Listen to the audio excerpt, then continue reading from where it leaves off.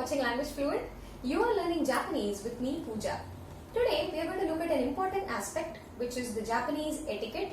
And today's topic is going to be ojigi, which is bowing in Japan. So the Japanese have different levels of bowing. So it is not like our namaste, wherein for all situations we just do this and we greet people by saying namaste. In Japan, the degree in which you bend actually differs depending on what the occasion is and to whom you are going to do that. And it is considered more respectful when you bend for a higher degree, and for more informal occasions we bend at a lower degree, which is like 15 degrees. So that is how it works. Today we will be looking at 4 different kinds of the Japanese bow. One of which will be a bow which can be done only in the sitting posture. The other 3 will be done at a standing posture. So let's proceed and see what they are and how they are to be done. The first one is 𝗍𝚻𝗃. The first kind of bow is 𝗍𝚻𝗃, and this is commonly used when you are talking with people who are of the same status. You are meeting up with your friends or people of acquaintance, maybe your neighbor, or people who are more sort of an informal group. You do this kind of bow. It is just bowing for 15 degrees. You just bend forward 15 degrees. So it is of a more casual or informal nature.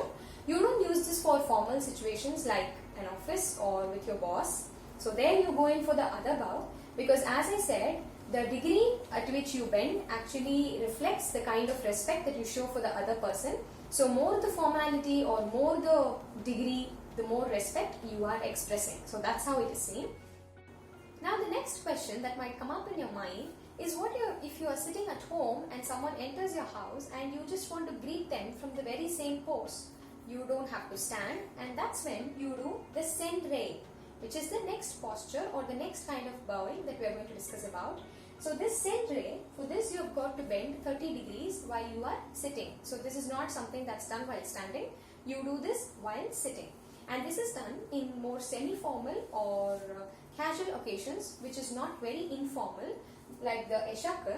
So you use this in that kind of occasion. So how this is done is you sit on your knees, and that position is called the seiza position.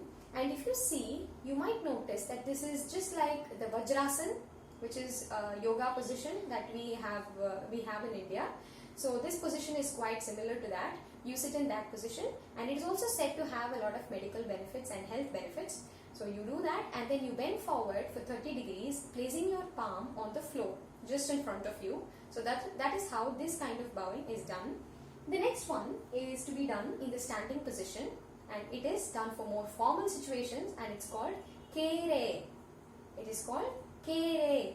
When you use this is when you go in for an interview or you meet a receptionist of an office and you are being greeted by them.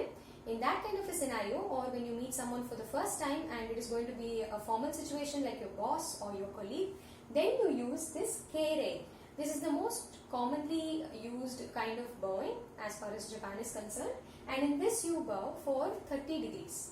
You bow forward for 30 degrees. That's how this is done. And this can be equated to the respect bow. When you want to show your respect in a more formal sense, then you use this kind of bow. And the last one that we are going to look at today is the 𝗓𝗄𝗟. It is just an extension of the 𝗄𝗟, and you have the 𝗓 before that, which means you are showing your utmost respect, and it can even be equated to reverence. So when you want to show your reverence to someone or your deepest respect for someone, then you do this kind of bow, and this you bend forward 45 degrees.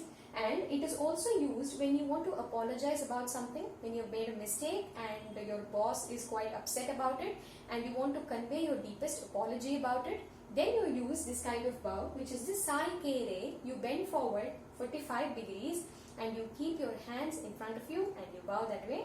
So all the 3 kinds of bow that we have discussed, which is the 𝗍𝚻𝗃, the 𝗄𝗟 and the 𝗓𝗄𝗟, are to be done in the standing position, while the senrei is to be done in the sitting position, and it is to be done in the more semi-formal or where you want to express moderate level of respect. Then you use that.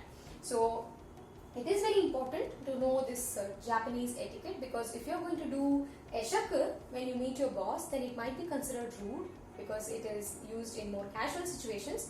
So please be careful and get to know know the Japanese etiquette before you plan to move to Japan.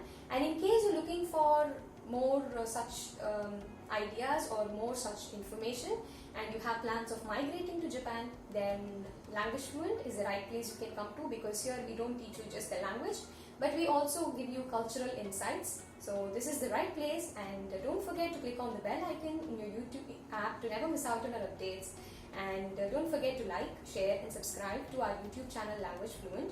We also offer translation and interpretation courses in Language Fluent. So that's it for today. See you in the next video. Until then, bye bye. Jai Mata.